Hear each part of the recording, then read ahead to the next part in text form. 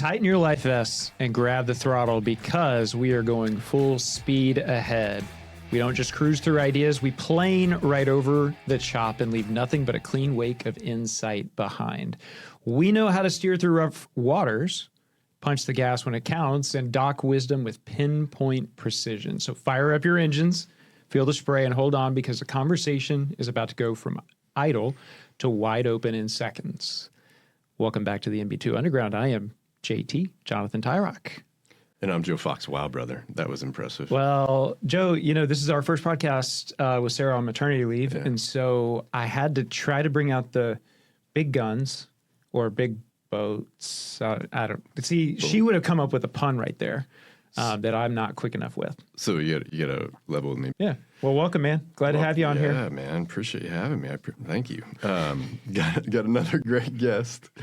This person is an awesome entrepreneur, great business owner, fantastic clinician, but he also happens to have a very unique, very special hobby. And hobby isn't really even, it's probably doing the activity a disservice, but really, really excited to talk to our guest, the pride of Grove, Oklahoma, Dr. Rick Miller. Welcome, sir. Thank you. Thank you. Glad to be here. Thanks for being here, man. Thanks for making a special trip to come see us. Well, I tell you what, Monday at 3 o'clock, I lost my voice. No.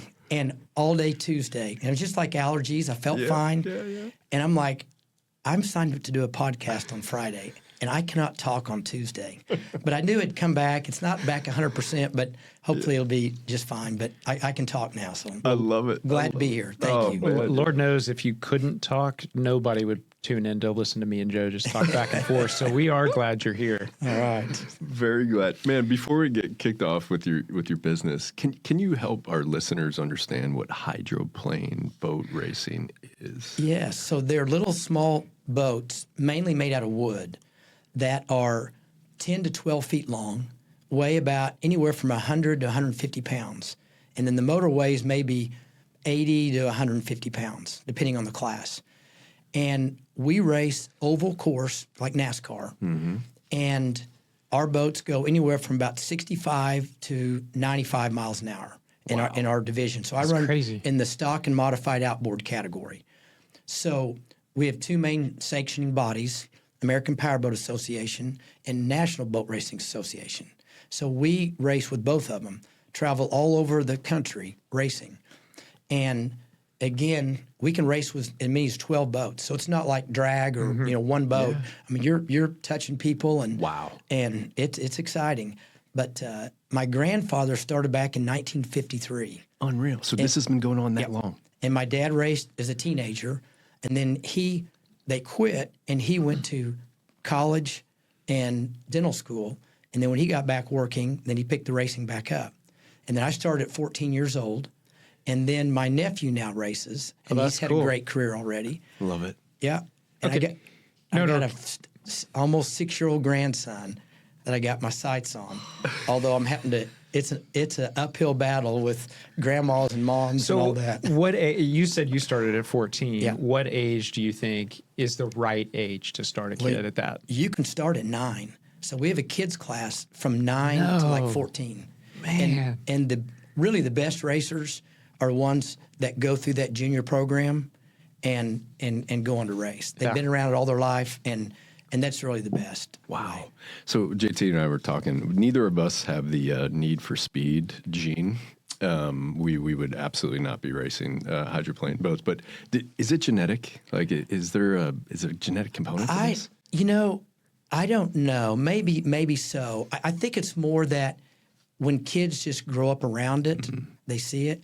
I don't know that I have a need for speed, honestly, but I love to compete and I love to win. So I'm driven more, and I think after you've raced a while, you kind of get used to the speed. Mm-hmm. But it's the competition that I love. I love to work hard and have a goal and try to beat somebody or win your class or win the national championship, that kind of stuff. So I got to go back to something Joe said, and Joe, I'm sorry. I know this is our first podcast together, but I've got to correct him. He called this a hobby of yours. Yeah. I don't think someone who's been inducted into the APBA Hall of Champions 7 times and the AOF Hall of Fame, I don't think that qualifies as hobby. Totally agree. Totally agree. I do think you like to play golf and run. Yeah. But that's incredible. Like, so do you, obviously in Oklahoma, you guys are racing there, but are you racing all over the country, all over the world? No, just the country. Just the country? Yeah. Okay. Yeah, so let me go back to the hobby. It's really a job that pays zero. The reality of it is we spend lots of time on it. Yeah. And I've got a great crew. My dad still helps us out. My nephew races, and we've got about 5 or 6 other guys that help us out. So it's a lot of work. There's no money. It's just for fun. That's awesome, though. And but man, it's and as we get going more in it, I want to win, but I don't want to work now. But that doesn't work. Yeah, exactly. You got to put the work in to win. I'm trying desperately to instill that in my kids. I think nowadays I've got 3 boys. They're 12, almost 13, I guess, 10 and 7. And, my oldest, he understands you've got to work for things, like everything in life that's worth it, you've got to work for. My other 2 are much more of the kind of nowadays instant gratification, like I need it now. And yeah, it's the look, you're going to have to put in time, you're going to have to put in effort, you're going to have to put in work, but at the end of the day, it will be worth it if you do that. Right. So, have you developed, like, I would imagine, a bunch of good relationships? I mean, because you're seeing the same guys week in and week out. Is it, like, what's that like? Yeah. If you asked anybody that raced boats, they would tell you the friendship is more important than the racing. Yeah, cool. It really is. And I have friends all over the United States. And, it's like a family reunion you get to go to that you want to go to. And then especially our national championship race, which travels all over the United States. Some people you only get to see once a year. Yeah. And like 2 years ago, our nationals were in the state of Washington. Okay. And this last year was in Ohio. This year it's in Michigan. So we've been to New York, been to Florida, been to Southern California racing. So it is you meet neat people that are lifelong friends. I love That's it. awesome. Does What's Up Doc have an Instagram page, YouTube? Yep, yeah, it does. Shout out to What's Up Doc. Yeah, so here's the interesting thing. My grandfather was an electrician. And in 1953, he painted Bugs Bunny on his boat and put What's Up Doc. Love it. Not knowing his son and that's grandson would funny. be dentists. I love it. So my dad kind of carried it on. Then I really tried to hit the marketing, branding part of Sure. it. So all of our boats are all matching purple and yellow. And how I got to purple and yellow, I had a friend of mine that was a body shop guy, and I had him paint a boat. And I said, I want a neon yellow on the front so you can see it, and paint whatever else. So he paints this purple and yellow boat. Now, I much rather would have had red and white for the shooters. But now I've got like 10 purple and yellow boats. They all match. We all wear matching garb. love it. I mean, we've done a good job of the kind of branding, marketing part of it. That's cool. Well, for those MB2 undergrounders that watch on YouTube, Dr. Miller's rocking a What's Up Doc quarter zip, so you can check out the color scheme and the racing name there. I think that is actually a pretty good segue. You said your grandfather just painted Bugs Bunny, not knowing that you were going to get into dentistry, or that your dad, his son, was going to get into dentistry. Tell us about that journey or that path. Was it something that you saw your dad do and you're like, man, this seems cool, I want to go ahead and do this too? Or did that originate somewhere else? No, my dad was real good about letting me come in and watch. And I was kind of mathematically inclined, so I thought about mechanical engineering. But, I got looking at, I loved being around people. And I just couldn't see myself kind of sitting at a desk all day doing mechanical engineering stuff. So I decided to do dentistry. And the fact is, dentists are mechanical engineers, so it worked out. But I'm so glad I did it because I just love being around people. Our team, the patients, I couldn't imagine, sitting in a cubicle doing some drawings or something. So, but he was great to show me and let me watch and all that. And so I went on to dental school and then came back to Grove, and he had a solo practice there. So I came in and I think back now because we have nearly 40 people all total. And when I got back there, he had one front desk and 2 assistants and him, and that was it. And then my wife assisted me, and she had worked for an oil company in Oklahoma City when we met, and I was in dental school. And I said, "There's no oil companies in Grove, Oklahoma. So why don't you assist me?" And her mom had been a dental assistant. Wow. I said, "Why don't you assist me? We can have the same time off and all that." So she actually chairside assisted me for like 16 years. Love it. And it was great working with him. And he was a great dentist. He retired at like 59 3/4. Okay. I kid him because he retired right after 59 and a half. We could get money out of his IRA. That's right. But he had lots of other hobbies. He was an amazing gardener and had built a public garden in our town. Oh, how cool. And so he quit in 98. But in 96, I'd met Stan and Audrey Crawford, Okay. who are my partners now. And at the time, they had their own practice in Grove. I believe you mentioned arch nemesis. Arch enemies. Arch enemies. Yeah. They were arch enemies. And but we were in a study club together. Okay. And it was 30 minutes away, so we would kind of jump in the car together and go to study club. And Audrey didn't go a lot, but Stan and I would. And I don't know, it just kind of hit me after getting to know them. They liked different things than I did as far as dentistry. They were kind of out of space, and we were kind of out of space. I didn't know how much longer my dad would work. He was still working. And we're starting the technology revolution, and it was expensive, And so I just kind of, dreamed up, thought up about if they would come and we would join our practices together, and we had room so we could add on to our office, and we could all do our own thing. And, we were an hour and a half to the nearest specialist. So we were kind of trying to do some specialty things, and then we could share in technology. So I remember drawing out the financials for it. I didn't have Excel then or whatever. Sure. Yeah. Numbers in Mac world. But I had a bunch of these papers that were the liners of trays that you put the instruments on. And I drew out all the scheming of everything and the numbers and kind of a drawing what the office would be. And I hit Stan up one night on the way home from study club. And he was just kind of like, shocked. And he goes, "Well, I'll think about it." He goes home and tells Audrey about it. And she was like, "Have you guys been drinking?" Well, anyway, a few more meetings, a few more things. And all of a sudden we made it happen. But cool. it truly was like the Brady Bunch coming together. Because, they had their staff and their systems. We had our staff and our systems, and having to blend that in. So maybe talk us through what that looked like in the early years of blending. Like, I think in context of partnering with MB2, and that's kind of what we do here, right? It's not this forceful nature of, hey, here's how we're going to do everything because like this is the playbook, like so many other groups. It's, hey, let's take the best of what you're doing. If there's ways that we can provide and help to incorporate best practices, like let's blend the two. But what was that like, blending the two practices with the systems? Like, how did you guys make decisions and kind of come up with, okay, yeah, I do think that's a good idea? Was it a negotiation, or what did that look like? Yeah, I tell you, I look back on it and it seems so long ago. But, I do know it was tough. I don't think any of us were great at leadership. We didn't plan some of those things. And then you did have to make decisions. But we pretty quickly hired a consultant to come in, and that helped us amazingly. And she was with us for, 3, 4, or 5 years, and really helped us to kind of come to common ground on how we're going to do things. Yeah. And that was very helpful.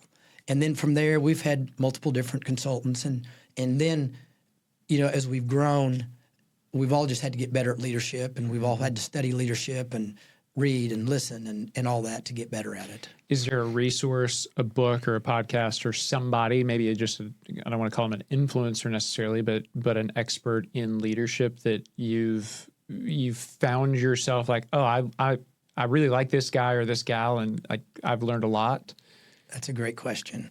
I'm a huge John Maxwell fan. Okay. And, he's written 20 or 30 books. And I love all the stuff he's done. So I've read books, listened to stuff. I still listen to his podcast once a week right now. And I just think he's amazing.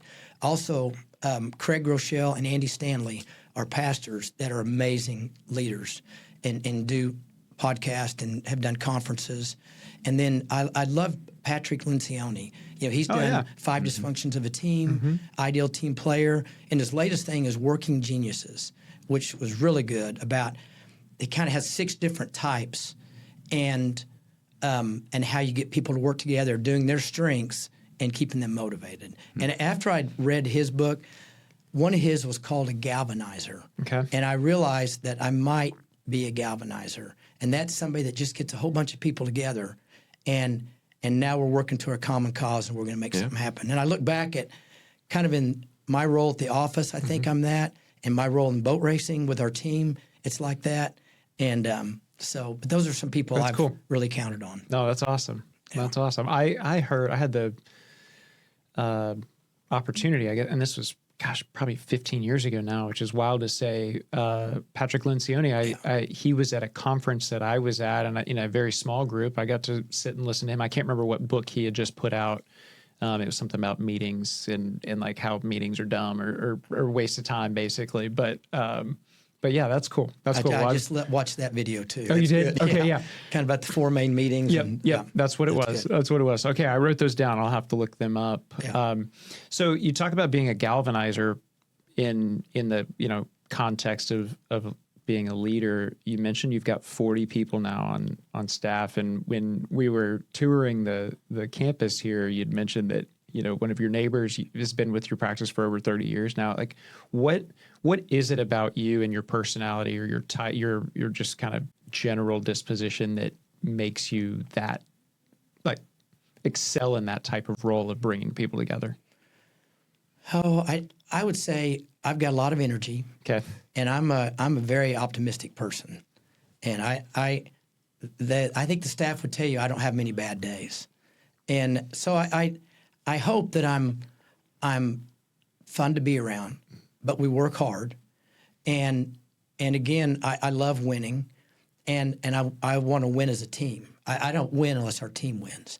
And I think that providing that environment that our team wins, which means our patient has a great experience, we deliver great clinical and technical dentistry, and our team is in a great atmosphere and culture that they like coming to work. And I think trying to make those things happen and being that kind of leader hopefully has helped our success. It's awesome. Well, I know you guys have been incredibly successful, obviously, before MB2, but tell us a little bit about the time that you guys spent figuring out, all right, here's where we are. We've got this great practice. Maybe we should find a partner or at least explore what's out there. Like, what led you to MB2? I think you said there was a story kind of there that you'd love to share with us. All right. Let me backtrack one quick thing on that last comment we had. I will also tell you one of our team's core values is God first. Okay. And we pray every day at morning huddle. And I'm telling you, all the stuff going on, us as leaders, I mean, for a long time, we had 2 husband and wives kind of working together. And then we had an office manager for 14 years who his 2 sons are my son-in-law and Stan and Audrey's son-in-law. Wow. So a lot of family dynamics together and all that. But I'm telling you, we've really tried to put God first. And I think that's made a huge difference there for us. Love that.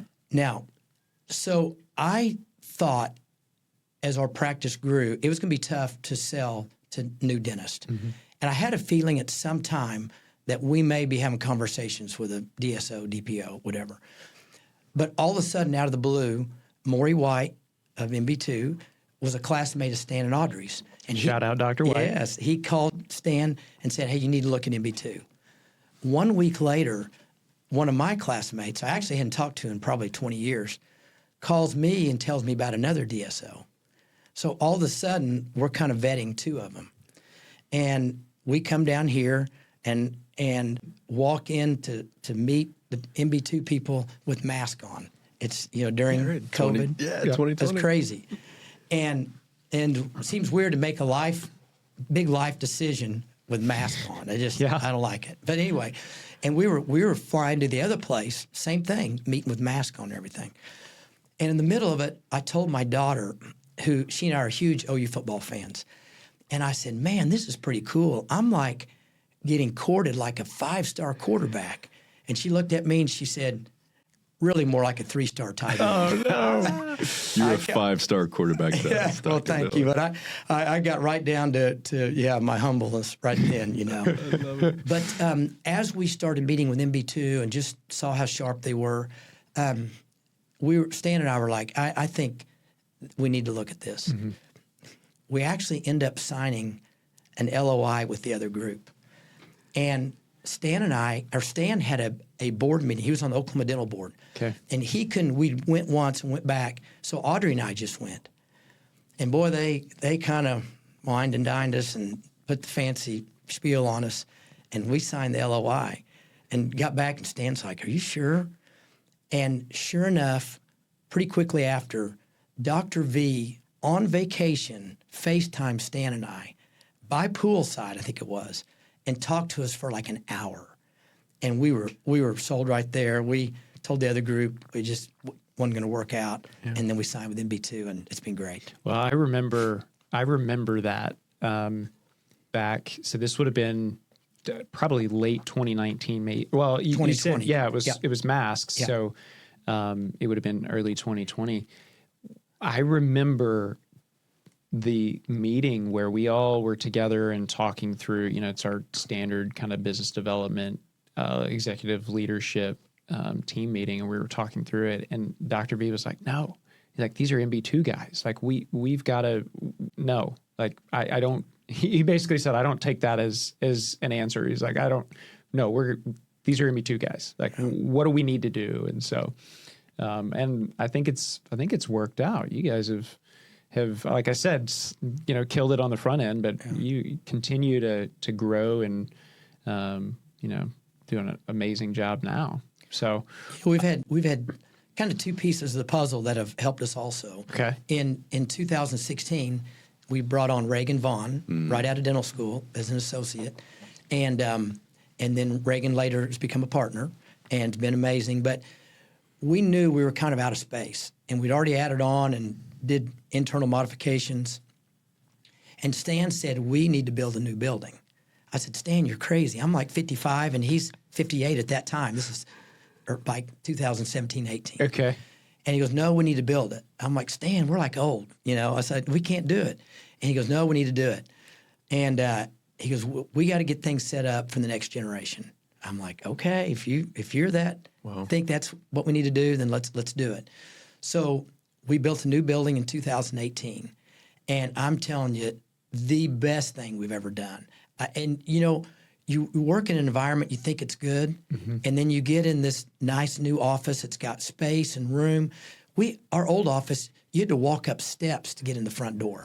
And we had this kind of very nicely grandfathered in ramp for the wheelchairs and all that. It was terrible. Yeah. And now we've got one level, big doors, just so much better experience for the patients. And but I still can't believe how many patients we get that just drive by, and we say, how'd you find our office? And you're hoping to say, well, Miss Jones said you guys are great dentists.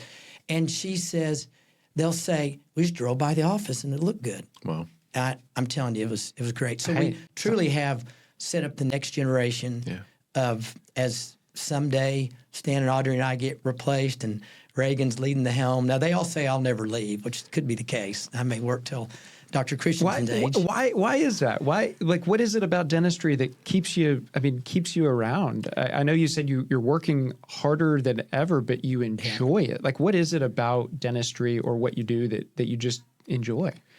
I will say the people is the first thing, but I do love the challenge of new stuff. I've always loved gadgets, loved technology, and a lot of my practice is orthodontics, but I do a lot of general dentistry too. But I love marrying the two, and we've been longtime members of Spear Education, and Frank Spear and his philosophy of interdisciplinary dentistry, and a lot of cases that you do ortho first to set up the restorative are just amazing, and I love doing that because for me, it's like I can do it for myself, but I also can set them up for Stan and Reagan, and it's like an assist. Yeah. And one of our last meetings, I put together the top 10 of Jason Williams. I don't know if you remember him, the basketball player that was, I think they called him White Chocolate. Oh, yeah. No, I just watched something, Yeah. And the thing that I saw, the headline was, he can't throw a normal chest pass like in basketball. And all it was highlights of him, behind the back, hitting with his elbow. Like, he's incredible. Yeah. So I showed his top 10, and my staff was like, why are you showing that? And I'm like, that's the way I feel when I get to do ortho first and Reagan, then everything's lined up. He can come back and do veneers, make somebody look great, And he gets the slam dunk, but I get the behind the back pass, awesome. no look pass, and all that. But all of that really is what keeps me going. And I've got lots of hobbies, but I just don't see myself playing golf all the time. Yeah. I'm not going to be racing forever.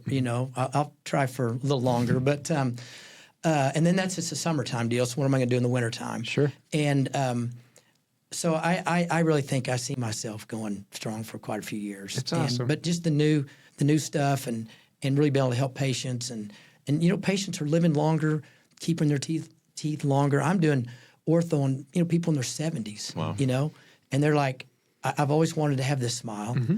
I've always wanted to function good, and I thought it was too late. I'm like, it's not too late. You may live to 90, so you got 20 years. You can enjoy this. Are you largely doing clear aligners? Or No, I'm do actually both? 2/3 No brackets, way. 1/3 aligners. Okay. Yeah, and we've gotten into like the implant expanders and really helping people breathe and not snore and sleep apnea and all that kind of stuff. And that's been a super cool deal. But I do a lot of young kids kind of early intervention, because that's where if you set them up at that age, they're not going to have those problems when they're later in life.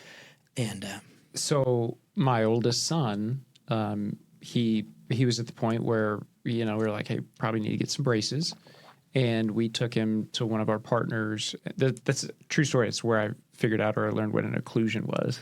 I had no idea. I oftentimes tell people when I'm talking to them, I'm like, I don't know anything about dentistry. I mean, I know a few words here and there, but like quite literally, like it is my job to not know necessarily about the technical ins and outs of dentistry, because that's just not where I land. But that being said, that was the biggest takeaway I had from the original appointment, which was, we've got to do a little something with the jaw so the jaw sits different, so the bite's correct, so the airway opens up. And I'm like, wow, this is like going back to your engineering. Yeah. I'm like, oh, that makes a ton of sense. Yeah. Did you get into ortho out of necessity? Because you mentioned that your nearest specialist is like an hour and a half away.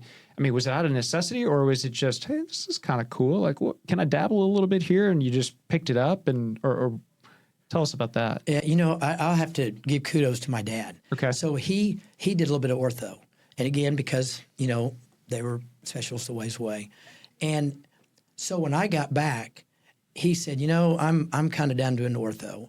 You need to go learn how to do it, and he'd show me some stuff. But I actually came here in '91. I did a 2-year, they kind of call them mini residencies, where I came every other month for a long weekend for 2 years to Dallas. So my wife and I would drive or fly or whatever, and we got to, on Saturdays, we got to actually treat patients. So at least you were putting bands on, putting brackets on. And then the office that we did it at, they would take care of things if brackets came off or something in between. But that was a great education. Now, I didn't really like the technique, so I changed, but that early foundation really gave me confidence to do it. And then, early on, if I had issues, my dad had done it, so I could say, hey, I got a little issue. What do you think here? And but he was really the one, and he had told me two things. He said, don't fall asleep in endo class in college, because he did a lot of endo, root canals and stuff. Yeah. And when I got back, he said, you need to learn to do ortho. And both those things have proven out true. So it's awesome. Had that incredible foresight. So how was the transition to Dr. Vaughn as an owner been? He's passing the practice on to the next generation. Great. So we have an executive team, we call it. So it's Stan, Audrey, Reagan, myself, and our office manager, and we meet like once a week. And then, unfortunately, more than that, all the HR issues going on and everything. And but seeing him, kind of sit in the meeting and listen to now, no, this is the way I think we ought to do it, And he's doing a great job. And, it's really busy for him. He's got 3 kids, young kids. Yeah. And, Reagan's 6'5", and his wife's about 5'10". And I'm pretty sure all three of these kids are going to have, like, D1 basketball offers or whatever. So he's going to be busier than ever with their activities. So I really kind of try to be there to help and support him, too, as time goes on. And but he's doing an amazing job. And, he was a mechanical engineer. He went and he graduated OSU and then worked a year or two. Do you guys hold that against him? Kind of. Yeah. So he didn't really like it as much, and then got into dentistry. But he's a definite engineering mind, and but super sharp, and he's doing great. Love it. Love it. Well, it's a special skill and trait to be able to pass the business on to the next generation. Yeah. It's not easy for everybody. So especially with the history, and I know obviously you've meshed you integrated the practice with Dr. Crawford's practice, or the Crawford's practice. But for something that's been in your family, essentially your family's business for so long, like finding somebody to pass that torch. I think that speaks. Of course, I know Dr. Vaughn, but I know his character and how awesome he is. But it speaks incredibly highly of what you think and what you see for the future for the practice and for him. Well, I think Audrey really states it the best. She says it's like our baby. Like we've grown and nurtured it, and we want to see it grow up and be a successful entity for years and years. And we're now. My dad started in '69, so we're 56 years now. 56 years, So we want it to keep going, and we carefully guard who comes in and the culture and atmosphere and so we can keep it going. Well, this next question is a shout out to Sarah, because if she was here, she would ask this, and I feel like I've got to carry this torch while she's out. I think it's a great question, and one for the years that you've been in practice, that you've owned a practice, that you've been in charge and you've led. What's the greatest mistake you've made? Oh, man. Or best mistake? Yeah, because I've got lots. So I joke with I just thought of this. I joke with my team about I want to write a book of all the things that I or we have messed up that I never even dreamed you can mess that up. There's so many things you're like, how did that happen? There's no way. Well, it did. Gosh, that is so hard to say. I just know that for us, the HR is the hardest part. And attracting people and keeping people, and because it's so hard to train new people, and we don't often get experienced people. So that's our total goal, is really trying to keep people there and long term. And we've got a couple 30-year people and 20-year people and all that. But we also got we call them newbies that you're having to pour into to get them educated and get them as great a function as the more experienced people. No, I think the recognition of that, right? I mean, maybe you can't pinpoint it to a certain exact moment, but that recognition of saying, hey, it is so much more valuable for us to keep these people, to find the right ones or the ones that can fit and keep them, rather than finding somebody, pouring a bunch of time into them and then watching them walk out the door. Like, what do we need to do to keep that? I'm sure there's probably been a person or two or three in the past that have walked out and you're like, oh, if we could only have that person back. So now that's a really good takeaway, I think, from a leadership or just a growth perspective. I tell you, the other person I have to really give a shout out to is Susan. Okay. She is absolutely amazing. MB2 Chief of Staff. She is. I love her for how smart she is and sharp, and I've learned so much from her. And so she's all about, if it's not written down, it's not true, right? Or it's not going to happen. Yeah. And she calls it tribal communication, just when you're talking. And I said, I love drawing decision trees. Okay.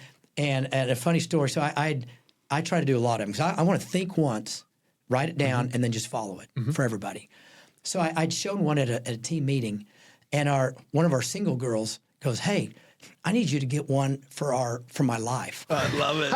So we're like in the break room. So now you're life coach. Yeah. So I got a paper towel out, and I drew it, and I said, "Do I date the guy? Yes or no?" And then once you date him, do you marry the guy? Yes or no? But all the roads came back to, I still work at GBA. There you go. Forever. And love it. That's awesome. But Susan's amazing. I tell you, she's fantastic. she is so sharp. Yeah. Yeah. She definitely keeps us on top of things. And, you know, is I've learned a ton from her. I'm sure, Joe, you can say the same thing. Yeah. Dr. Miller, very important question I have, and I know this may be a tricky one, so I'm going to apologize to put you on the spot, but best Oklahoma football player of all time. I like that. Regardless of position. Wow. And Man. that is a shout out to all of our incredible OU dental school grad partners. Boy, that is hard. I tell you, Joe Washington has got to be just incredibly talented, and I've got to meet him twice. Really? And you know, Barry Switzer used to jump on him for just holding the ball with one hand and running.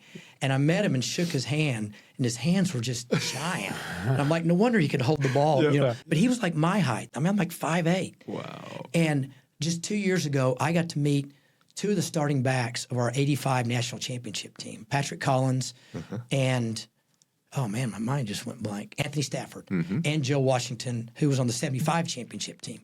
All these guys were like my size. Wow. Man, they were like fast. And of course, I know I'm sure they're also built like big legs and just Love fast and powerful. Yeah. But Joe and his silver shoes may be, you know, the most entertaining and athletic and exciting one. Who would he also fall into your favorite? Is there a favorite historical player of yours? I would say Baker Mayfield's got to be one, and partly because my daughter was in college the years he was there. Okay. So we started going to the home games a couple years before she went to college there because I just kind of wanted to get her used to being on campus and all that. And, you know, a little side deal, I like going to the games. So then she goes to OU, and then we're going to all the games. Yeah. And then she gets a job teaching school in Norman right after that. So we continue to go to the games. And now we still go because we love going. Yeah, that's cool. But, you know, I was there all during that Baker run and here my daughter's in college and all that. And he was pretty awesome, and just how much he loved the university, his passion to play. Yeah. And, gosh, we went to the Rose Bowl when we got beaten overtime. That was the most traumatic loss I've ever been in. But going to the Rose Bowl is like Disney World of football. It was absolutely amazing. The parade was great. My wife and I went, my daughter, and, it was just magical there. But then to get beaten overtime was a heartbreaker. It hurts. Yeah. Dr. Miller, is there anything, before we wrap up, is there anything that you would like the listeners to know, or anything that we didn't cover that you'd like to cover? You know, you kind of tipped me off that might be the last question, you know. And I will say I thought about it. And I think that I'm a product of, you know, having success in dentistry, having success in hobbies by an amazing team. It's like I'm not really that good. But if you have passion and focus and energy, but more importantly, you surround yourself with an amazing team. I've got an amazing team at the office. I have an amazing team that goes with, at the races, that I would not have any of the success I've had without the amazing team. So go put together an amazing team, get some goals out there, and go kick some butt. Love it. Appreciate you being here, Dr. Miller. Thank you all very much. Yeah. Thanthis This has been a blast. I'm glad I made it through. You did. You're now off the hot seat. Yeah. All right, another shout out for What's Up Doc. Go check out the social media page. What'sUpDocRacing.com, and got a Facebook page. So yep. Awesome. Yeah. Well, listeners, thank you for joining us for another great episode of the Me Too Underground podcast. Catch you next time. See ya.